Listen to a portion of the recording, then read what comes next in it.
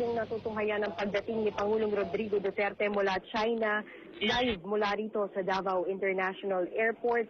Kasama ng Pangulo ang mga miyembro ng kanyang gabinete at iba pang bahagi ng delegasyon.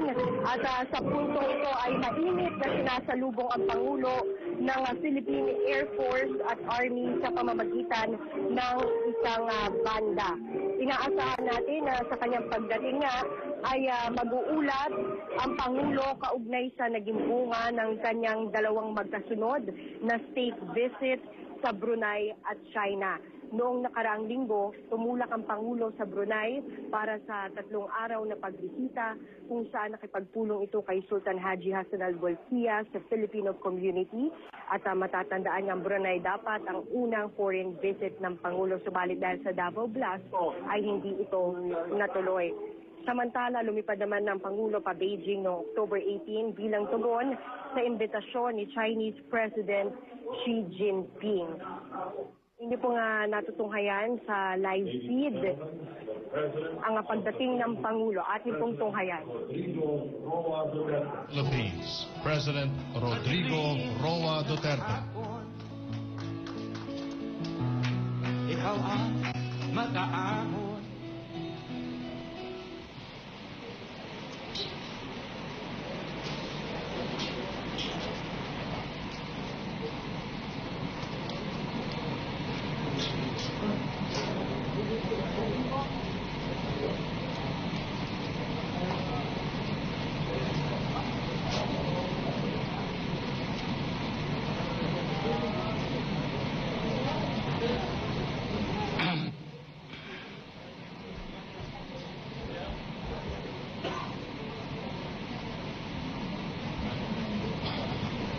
If you don't mind, I'd dispense with the acknowledgements of the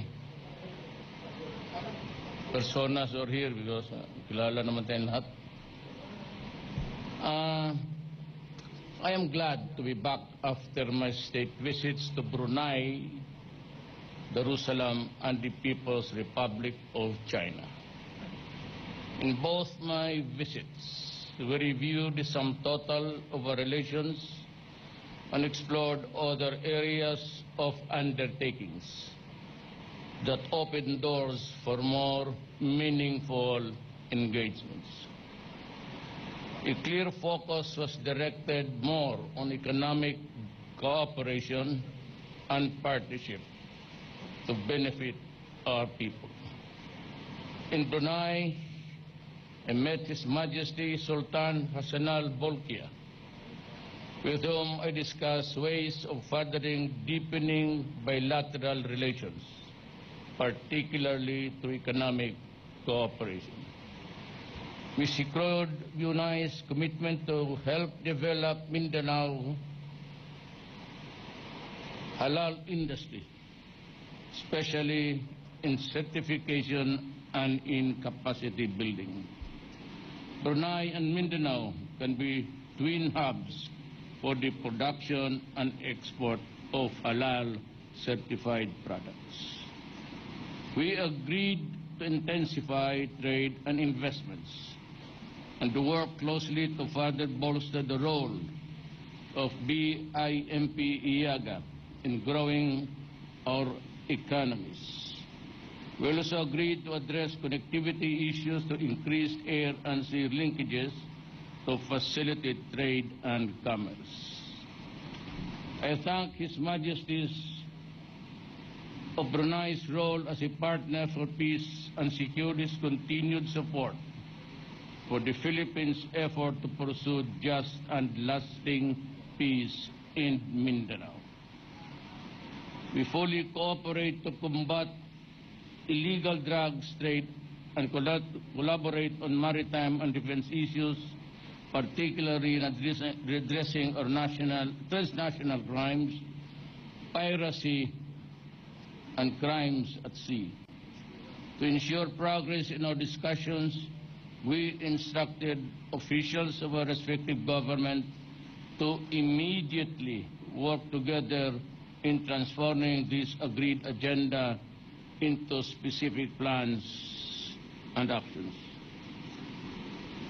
In my state visit to China, I met President Xi Jinping and 3 other members of the Standing Committee of the Political Bureau of the Chinese Communist Party.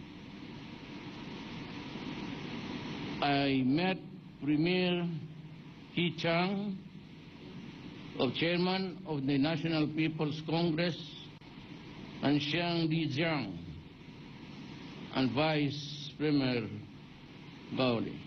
In all meetings, we had productive and extensive discussions of the full range of the Chinese-Philippine relations, from trade and investments to infrastructures and tourism, and to science and technology and health. To realize the vision of a deeper and more meaningful engagement, we have opened formal lines of communications between our government and agreed on the full resumption of the regular bilateral consultations mechanisms which were put on hold for several years. With security and stability recognized as necessary conditions for growth, the Philippines and China affirmed the importance of maintaining and promoting peace, freedom of navigation, and overflight in South China Sea.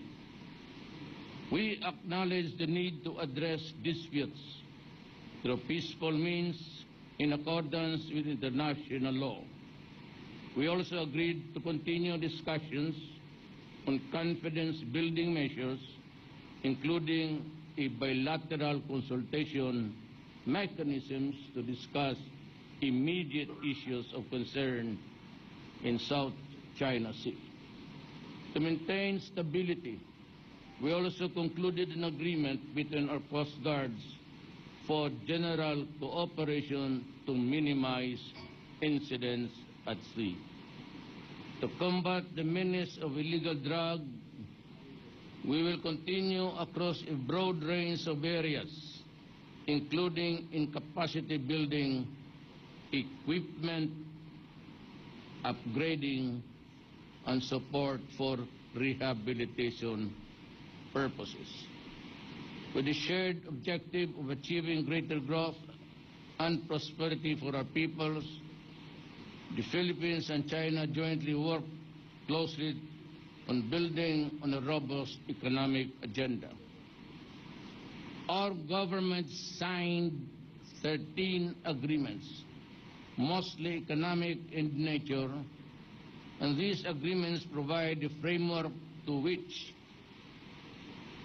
to carry out intensified cooperation between the Philippines and China. In my meetings with officials and businesses, there was a renewed and heightened sense of optimism in trade relations. The friendship rekindled opened a deeper commitments to significantly enhance trade and investments. My talks have resulted in public financing agreements and private business deals valued at $24 billion in soft loans we have agreed from other banks. These agreements covering various fields of economic activities are expected to generate 2 million jobs for the Filipinos in the next 5 years. Your government will continue to work very hard to ensure that these agreements bear concrete results that will better the lives of our people. We shall also make sure that the credit facility and the soft loans will be solely utilized in public financing that benefits all Filipinos. In my state visit to China, signaled a turning point in our shared history and showed that both countries are fully capable of working together for mutual beneficial cooperation, even as we remain committed to settle disputes peacefully in full adherence of international law. In every step that took the Philippines and China relations further forward, I was guided by the burden duty to protect the sovereignty of our nation and the interest of our people. In all my engagements abroad, rest assured that I will always pursue our nation's best interest, consistent with our independent foreign policy, anchored on the basic tenets of sovereignty, non-interference, and mutual respect. On the personal side, the warm welcome and expressions of the support of our kababayans in Brunei and China further strengthened my resolve to pursue the various reforms being carried by our government. We will harness our foreign relations to the inclusive growth and sustainable development of our country so that working abroad becomes an option and no longer a need for our people. With this, I seek your continued support and cooperation as we strive to introduce fresh initiatives and more endeavors that will create meaningful changes in ourselves, our families, our communities. Salamat.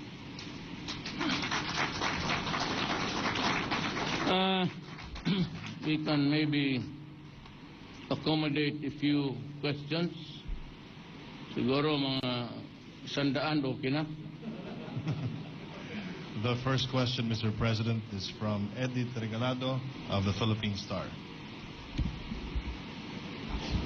Good morning, Mr. President. Yes, ma'am. First question is this.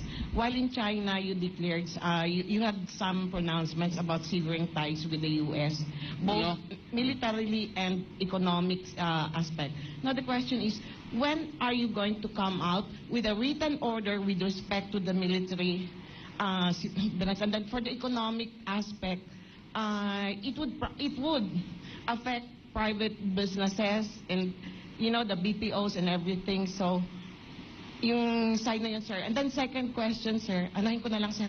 That is the third. No, second question pa, sir. Second question is this. Is your attitude towards the U.S., does it have something to do with the mirroring case? Has the U.S. ever asked or apologized to you through those years? I'll answer you the second question. Sir. It has not really appeased me at all. Binastos tayo ng Amerika. Meering was carrying out explosives in and out of Davao City for several years. He was hosted sa Evergreen Hotel. Hindi siya pumayag na may pasok Tigalinis. And for 5 years, he was in and out of Davao City. One day, there was an explosion. It burned the hotel, not nearly, but sunog. And he was brought to the hospital. He lost both of his legs. But unfortunately, the following morning, early on, may naglanding dito sa airport na to, a citation of the U.S. Embassy, at bumaba isang police na gago na taga-Pilipinas, Colonel, I forgot his name, and some Americans who branded their badges as FBI raw sila, got Meering out of the hotel, brought him out, kasi sabi nila dalhin nila sa Makati medical center for better medical treatment facilities, whatever. But what they really did was to fly out, marrying Michael to Singapore and Shanghaied him to the United States.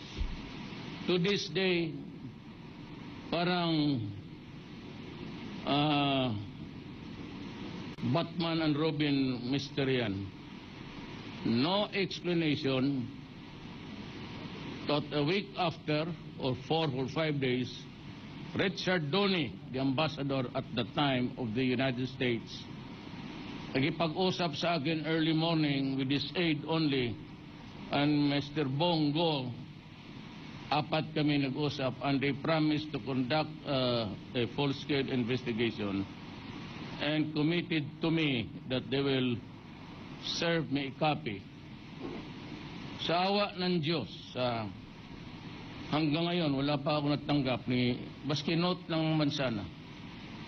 One night, during the campaign, at least that, may card ako sa kanya. I think Bongo was the card. May binigay siya ng card, sabi niya, he was from the CIA. And sabi ko, may I help you? And we talked about the marrying case and said that he would see me maybe the day after. And we did meet almost 4 o'clock in the morning. I was very tired from a campaign sorted at night. At ang sinabi lang niya, and these were his exact words, Mayor, pwede ba natin kalimutan na lang to? Can we let this pass, this thing pass? Can we forget it? Sabi ko, wala naman rin akong magawa. I've been waiting for that report, but until now I haven't. So I really do not know what was the mystery about. So,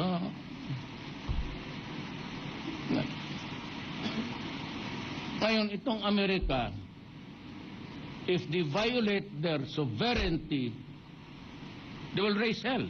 They'll go to war.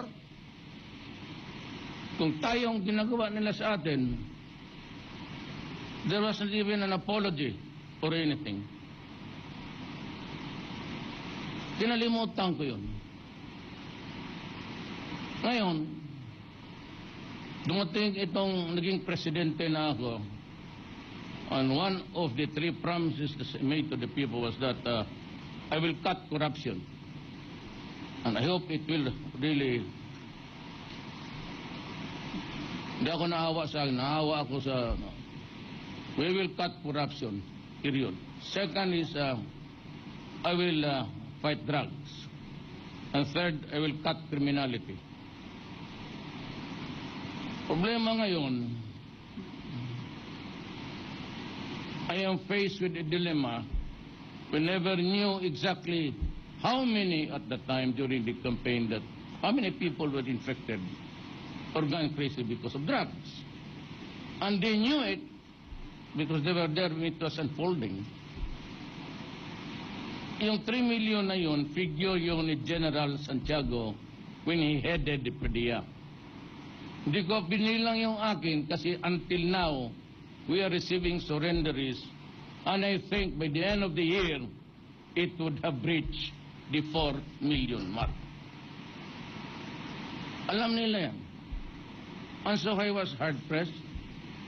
They knew, they operate a government that, they knew that I was a mid-term president, that I entered into the picture operating on a budget that was prepared last year by President Aquino for the operation of this year. And I was hard-pressed on everything. And yet they had the goal, these idiots, they would just say, why Duterte? Why is he killing the criminals? Why does he not just build enough rehab centers for 3 million immediately kaagad? It's easy to criticize. With that, they knew that I had no money. I am now operating on a budget. We do not have capital outlay. Ang atin is the maintenance MOEOE. MOOE lang tayo. Pang sweldo, pangtawid na lang itong sa... And that's the problem. And so I ordered a full-scale war. I did not order a police action, but because that would not have enough.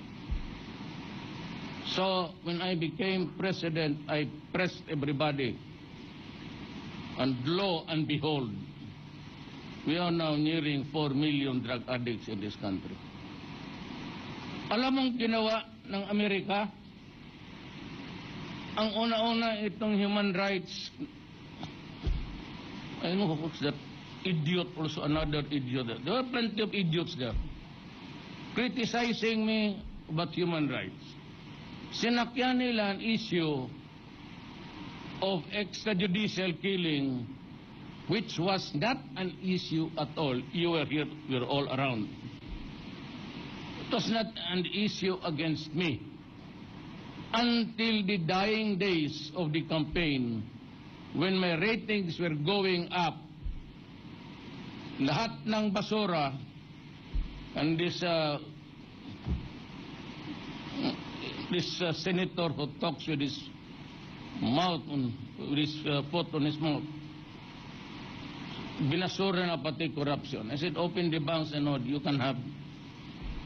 I authorize everybody, go and search for the money.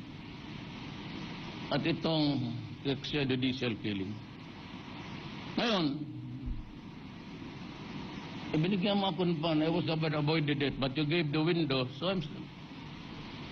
Ngayon, ito, galit ako sa kanila. Kasi yung 3,000 na namatay, they would like to make appear like an idiot that they were all killed extrajudicially. Not counting the policemen and soldiers I lose every day to fight the drug problem. To this day, the other day, that's what the last briefing, and I lost another policeman. Tapos sumunod na itong State Department, another idiot. Then the Office of the President, I don't know whose name was, babae na. Then it was Obama himself.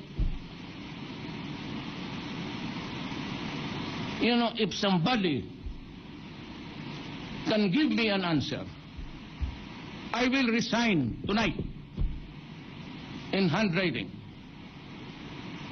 Tell me what was wrong when the United States declared war against Iraq on a pretext of weapons of mass destruction. They entered Iraq, they killed Saddam, destroyed the country, killed so many people, only to find out that there was no mass destruction. Tell me if it is right, because I will resign. Any man here in this room would stand up before me and say, it was moral, it was right to kill a leader of a nation, wipe out his people, and have the gall to criticize me about human rights violation. They undermined Libya. Libya is a failed state. They are eating Saddam slowly. Were it not for the fact that China and Russia are supporting Syria. Why? Why? Because if Assad is out, they would have destroyed the entire Middle East. Why? Maybe oil. Why? Stupidity. Another reason. Idiotic. behavior. Yan ang problema dyan. Kaya ako galit kay Mary because binastos nila ako. Nung tinanong ninyo ako kinaumagan, you were the one who asked the question, isa ka pa. Sabi niya, si Mary wala. So I called Lasa, who is now the mayor of Agonay. Colonel Lasa, he was the chief of police at the time. Sabi niya, Mayor, hindi ko alam. So I called General Peña, who was the RD here. Sabi ko, ano nangyari? Sabi niya, Mayor, hindi ko talaga alam. So, what do you call that? Is that respect? Mutual respect and papahigin mo muna ako, minute na inom na ako ng tubig. Ikaw kasi marunong ka talaga mapainit na makatulog ngayong gabi. Ikaw na. Tapos sabihin ninyo ang Amerika lives by the values of what? Whose value is it? Your value? Our values? Because if there is one thing that they don't really want to, if there is one thing that the Americans have failed miserably, it is in the province of the human dignity. Dali kayong maano, basta kung ano, just like Obama, during the Laos meeting, I was here. I answered a particular question, ano gawin mo pagka i-raise nila yung extrajudicial? Ano sinagot ko sa inyo? Huwag ninyo akong bastusin kasi pag bababuhin ko talaga kayo doon. Did I mention Obama? But when I said the following day, because it was fed to him, those were hurting words with the president. Na hindi ko nga siya pinansin eh. And he didn't even bother to say, no, I was wrong, Duterte. I thought you were because my idiotic group also told me that you said this and that. I never mentioned his name. And so what I did was, during the round table engagement, sinlabas ko yung picture ng massacre. And somebody, mga bright itong Pilipino, and even in that Angkor something, there was this group of Filipinos. It's 1 century ago. Those are not my words. Before the election, I tried to reach everybody. Norm Iswari, the communists. I went to Murad, there, Nanampanan doon sa kampo nila. I talked with Jafar, and we talked again here. But I said I was not satisfied. I tried to reach out to the Abu Sayyaf and to the radical groups. And to, bantay ka dyan yung mga scholars. They do not carry arms, but they preach fundamentalism. And he told me, Mayor Duterte, we can talk to you, but we will not negotiate peace with you. Why? Because the Americans are still there in your country. We see so many of them, the special forces, scattered all over Mindanao. And they are here to finish us through your... They are there to advise your troops how to wipe us out in the face of the earth. Kaya sabi ko, I cannot even talk this. This particular massacre did not happen yesterday. Sabi lang nila, hindi akin yun. Sa mga scholars. We cannot forget it because so many. Sila ang dapat sisihin. The Filipinos at that time, mahirap lang, pobre. We didn't have that camera.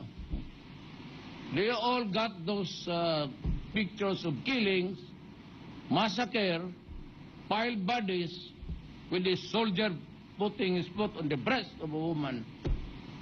Ginawa nila even as a postcard at kinuha niya nila na yung mga bright na kinuha yan doon sa archives nila, hindi sa atin. So, gano'n. Tapos tayo dyan. Yan. The last question. May dagdag pa ako. Kaya ako, pati pa itong iyo diputa, isa ring ugok, some lawyers of EU, sinulat-tulatan ako that I could be, ang masakit dyan, ganito, putang ina nila. When they criticize me, and all of those guys who appeared before the international networks, they would say this: Mayor Duterte, you must account for those who were killed, blah, blah, blah, blah, blah. Remember that if you do that, we will cut the assistance and the aid money. Putang ina kayo. Ganon kaliit ang tingin ninyo sa amin. Pumunta ka dito, ipakain ko yung dollar mo. Sila, bastos yun eh. Kaya if I react in the manner of a Filipino na galit sa kanila.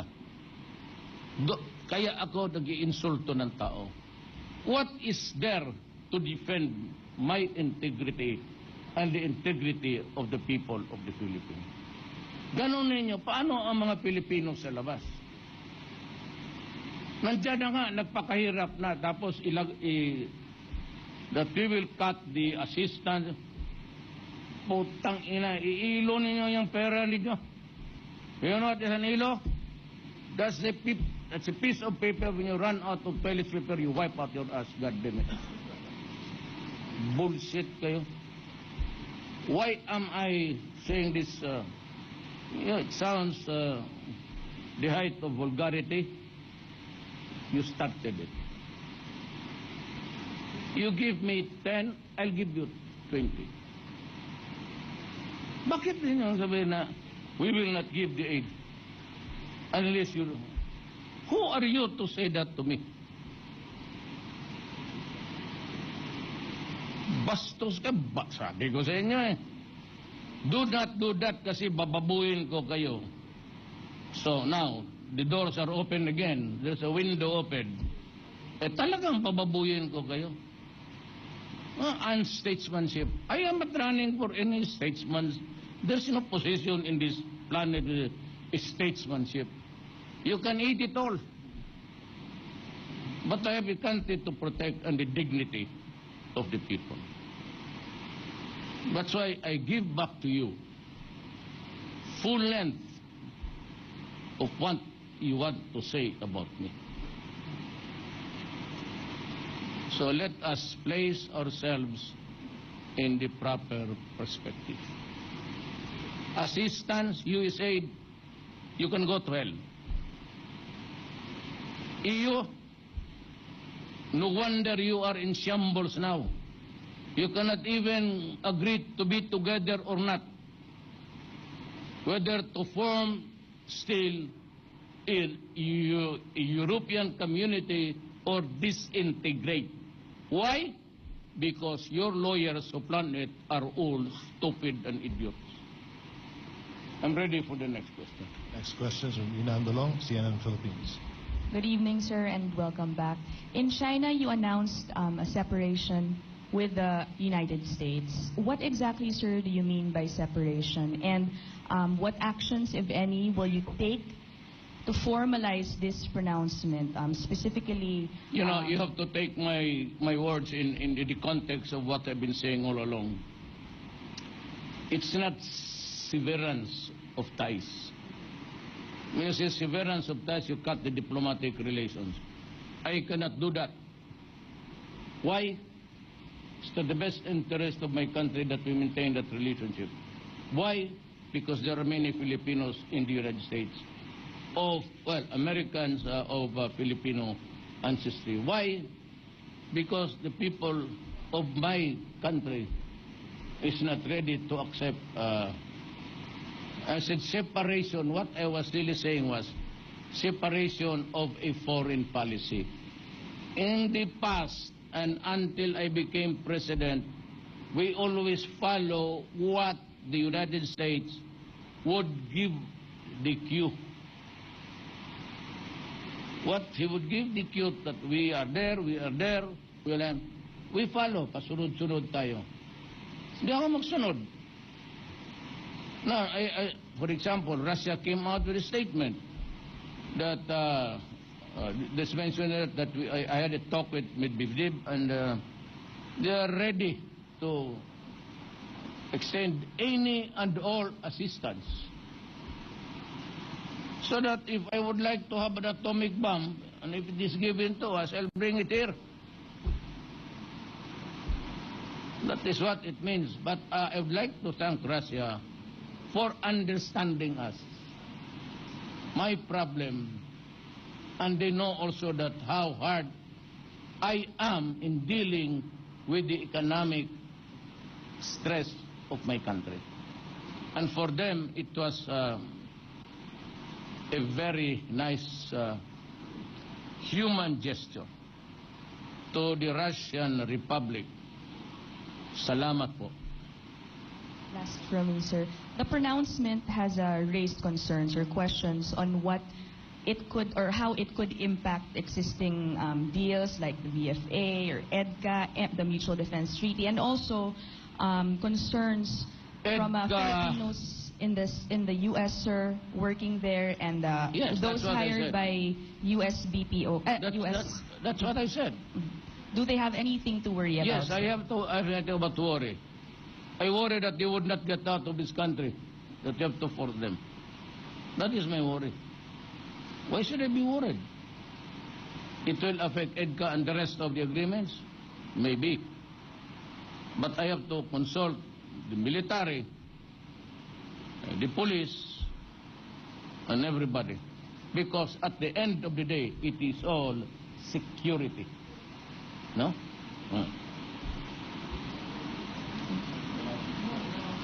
Sir, yung sa Filipino workers hired here, they're here working for American BPOs. Do they have something to worry about? Well, how about the Americans working for here also in the Philippines? If I should worry about the Filipinos, this is also about the Americans here. And their investments and all. That's why better be careful with the word. We separate or severe or diplomatic relation. The second one is not feasible. Why? The Filipinos in the United States will kill me. That is why I am not going there. Not in this lifetime.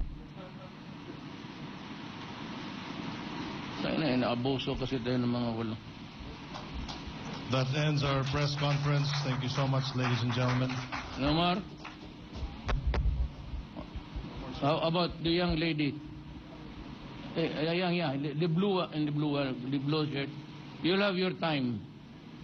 Alam mo, nagpapakpak lang ito kay inaantok na to. Galing kami Beijing. Hi, sir. Also in Beijing, you announced the alliance, you're eyeing alliance with China and Russia. Apart from these countries, what other countries are you looking for to have alliances with? So many alliances, really, actually. Alliance is a generic term. That there is so many agreements, so many treaties to talk about. What is very important is that we have agreed to help each other economically. But the bulk of that burden would really be coming from China. Look at what happened. They just gave us that 10 billion. But it's not easy to just give so much money to a debtor na walang siguro. But the fact that they have the trust and confidence for us to pay on a long-term soft loan that would give us the drive, the impetus. Public-private yung ano ha, mga bangko ng mga laking company naghiram rin. It will be published, I'm sure those are things which are not confidential anyway. And on a personal note, yung among usapan namin, you may ask me some other time because it's late. But I would be able to answer you at least some, but not all. Sir, Security matters, that's not a proper subject matter. Sir, follow-up. There are some people na nagsasabi na you are announcing your separation from U.S. and yet you just announced alliance with China and Russia. Hindi po ba conflicting yun dun sa lagi No. natin sinasabing independent Could be- policy, foreign policy? Your thoughts May I on look that, at sir? you for a moment?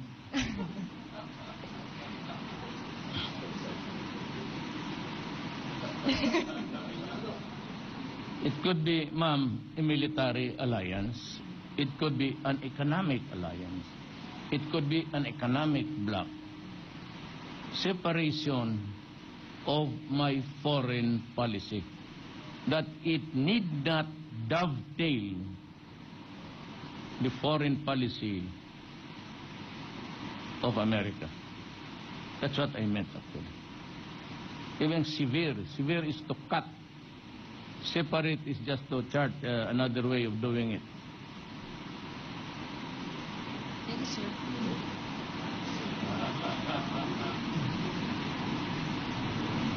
Forgot to announce your name. Kasi, yes. Para walang magsama ng loob. Then, Jamie ang sunod. Siguro, we can maybe last 2 questions or 3. Maybe 3 questions. Mr. Masahi Yamaguchi of NHK Japan. Sir, welcome back. I am a reporter of Japanese Public Broadcasting Corporation, NHK, and next week, President will go to Japan and meet Prime Minister Abe. What are you looking forward to meet him, and what are you looking forward to talk about? Well, Last week, Japan donated Coast Guard ship. Like this, Japan government has a concern about dispute about South China Sea, and next week, do you plan to talk about the dispute about the South China Sea?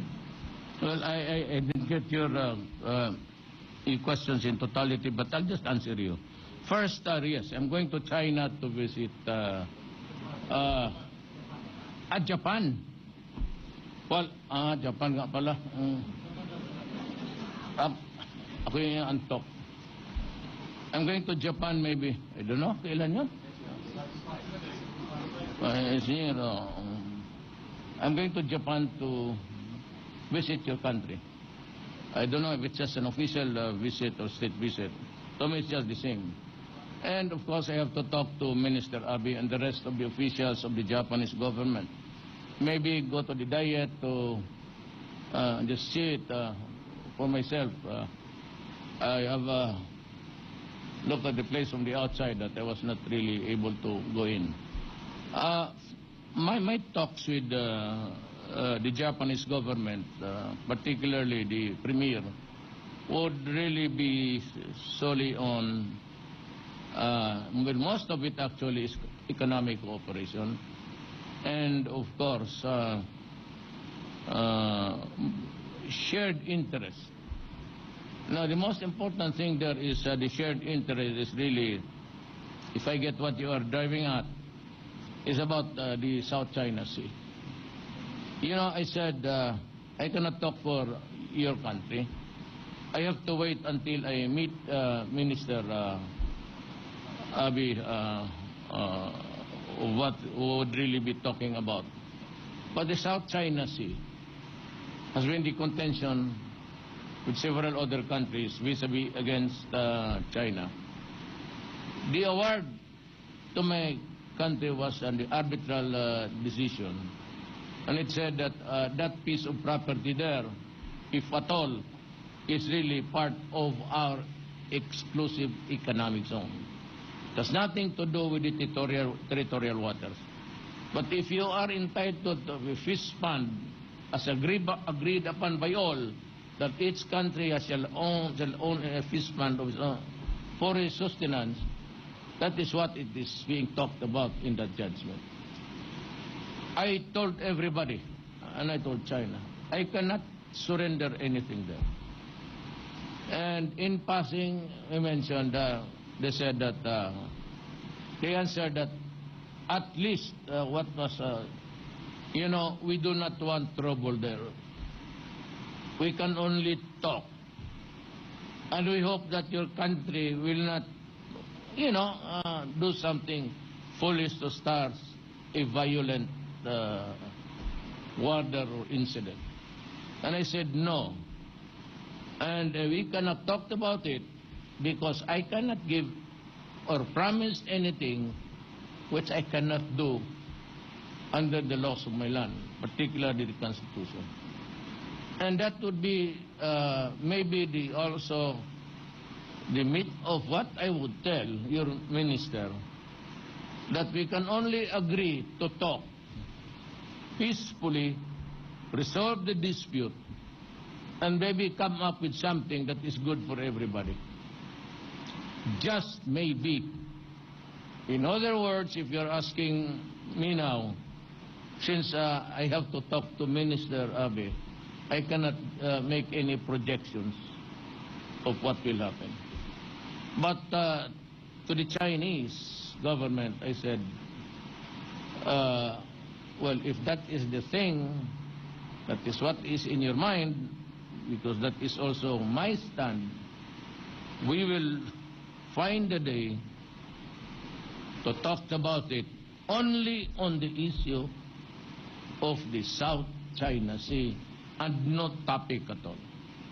It could be bilateral, depends on the development. It could be multilateral, and that would include Japan. Those are what I suggested in the future. The last question is from Jim Abansenya of TV5. Sir, may gabi. Sir, comment niyo po dun sa nangyaring dispersal sa harap ng US Embassy noong Wednesday po. The police said that natakot kasi na-corner sila. There were just two of them, I think, in the crowd. They were surrounded by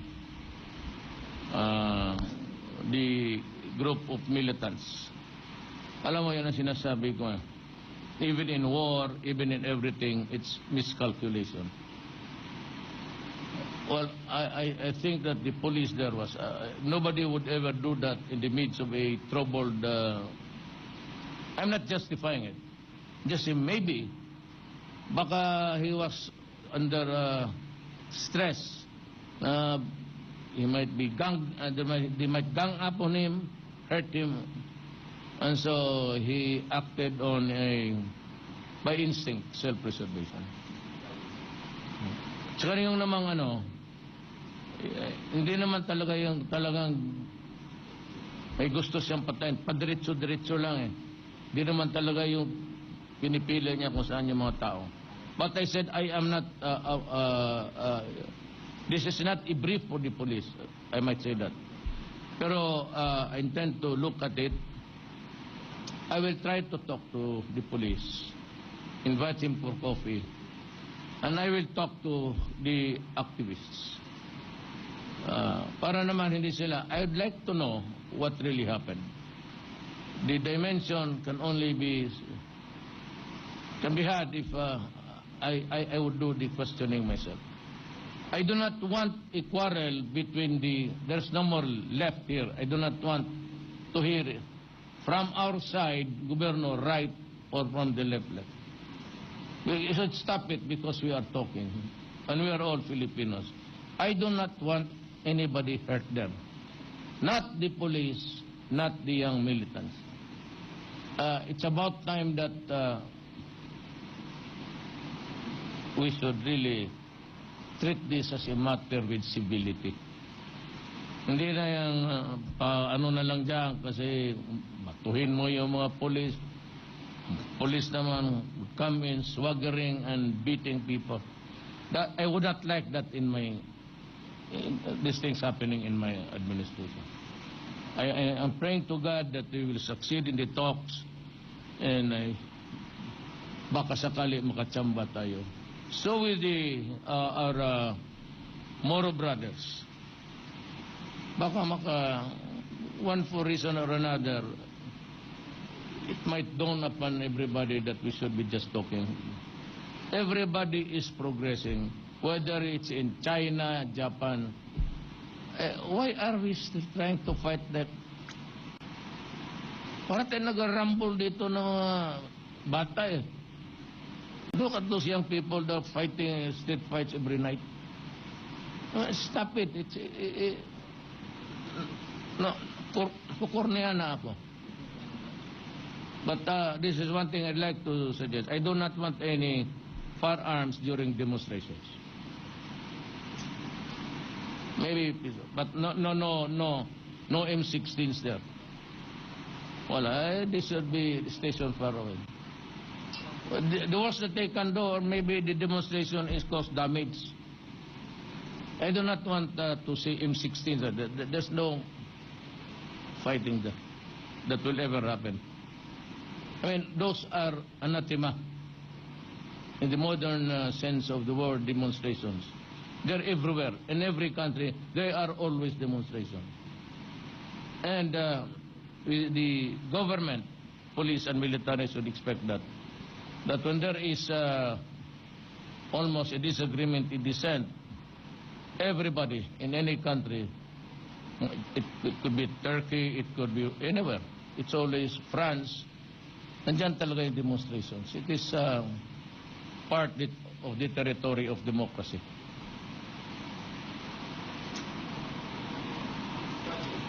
Sana.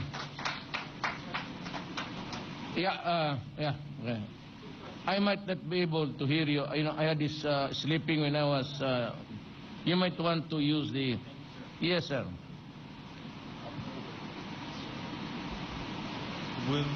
Will Ripley of CNN Tokyo. Thank you very much, Mr. President, for taking my question. Just wondering, who would you get along with the best in the White House, Hillary Clinton or Donald Trump? You know, my friend, I would like to answer your question candidly, honestly, and truthfully. Problem is, of course, personally, it will not really matter much. But I am a president of a country, and we have these splendid relations with America. And the fact that there are already millions of Filipinos, maybe in your country. Are you an American? Okay. I cannot gamble an answer. Because either way it would affect, they might create a hostility here, antagonism here. So I'm better off in saying that my favorite hero is Putin.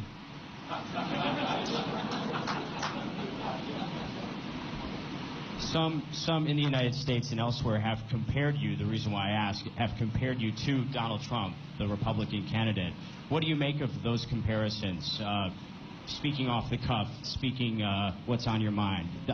Donald Trump has also done the same thing. Valid issues, actually. Valid issues. Trump is airing something which is should also be a concern. One is terrorism. Everybody should be worried about terrorism. And of course, in this modern world, multicultural countries, again, there should be some semblance of,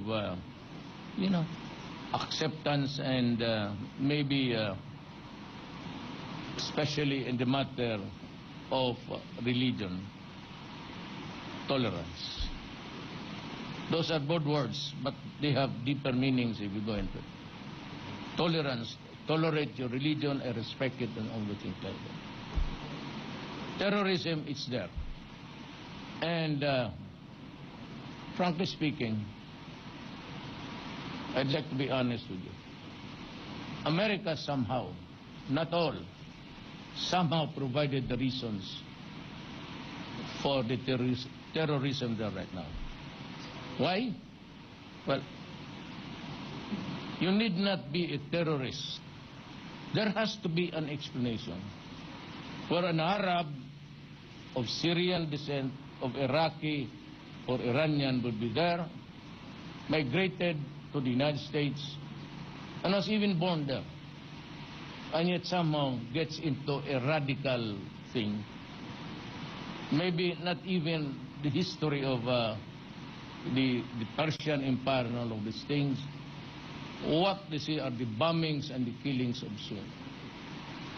And if I were it's not being done on the Filipino, I would really, and even you, if you are from the outside and you see Americans being treated that way, villages bombed, killing soldiers, and even hospitals, and just say, oh, it was the wrong target.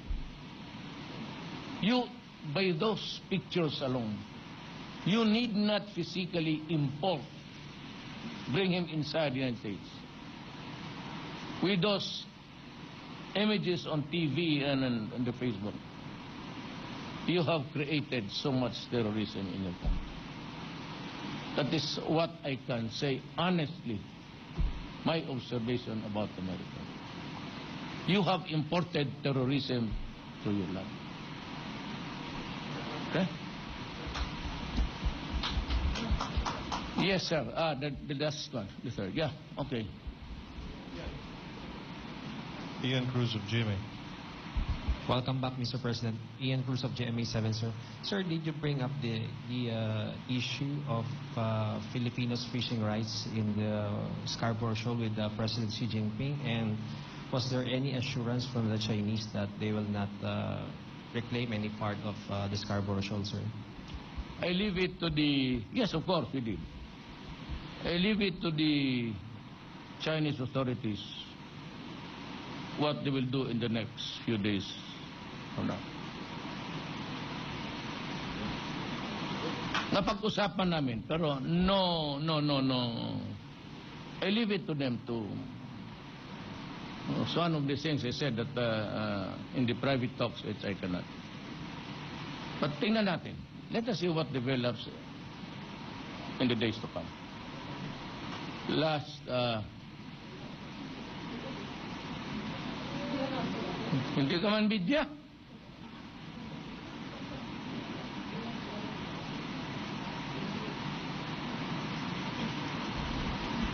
Hello, sir. I just want to know, because the U.S. Assistant Secretary of State is coming to the Philippines, what issues are you going to take up with him?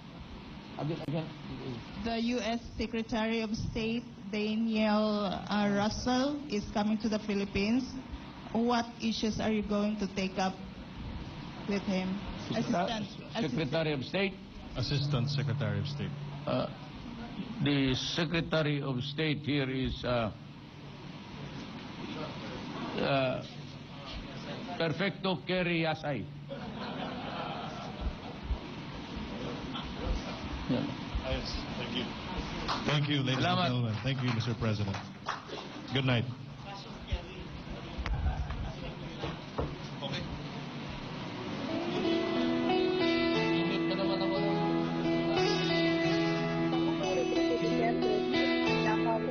International Airport makarang dumating mula sa kanyang state visit sa China at Brunei. Iniulat ng Pangulo ang bilyong pisong halaga ng investment pledges mula sa China at Brunei na magbibigay trabaho sa atin sa loob daw ng 5 taon. Sinabi rin ng Pangulo na pinaigting din ang kooperasyon sa peace and order, maritime security at war on drugs. Samantala, nilinaw ng Pangulo ang napabalitang anunsyo niya sa Beijing sa pagtalas sa US sa aspekto ng militar at ekonomiko. Anya, hindi ito pagtalas sa diplomatic relations ng dalawang dalawang bansa, iginigit lang ng Pangulo ang pagkakaroon natin ng hiwalay na foreign policy. Sa mga nangangamba namang Pinoy na nagtatrabaho sa isang US company, sinabi ng Pangulo na kung mangangamba tayo ay dapat ding mangamba ang Estados Unidos dahil may mga kababayan sila nagtatrabaho rin sa ating bansa. Muli namang kinwestiyon ng Pangulo ang pag-ungkat ng US extrajudicial killing at sinabing handa siyang magbitiw sa pwesto kung may magsasabing tama ang ginawang pagpasok sa gera ng US sa Iraq kung saan maraming tao ang namatay. Dagdag naman ng Pangulo ay binuksan din daw niya ang usapin sa teritoryo sa West Philippine Sea o agawan sa teritoryo sa West Philippine Sea, partikular ang kondisyon ng ating mga mangingisda at sinabi niya na tinalakay nila ito ni Chinese President Xi Jinping.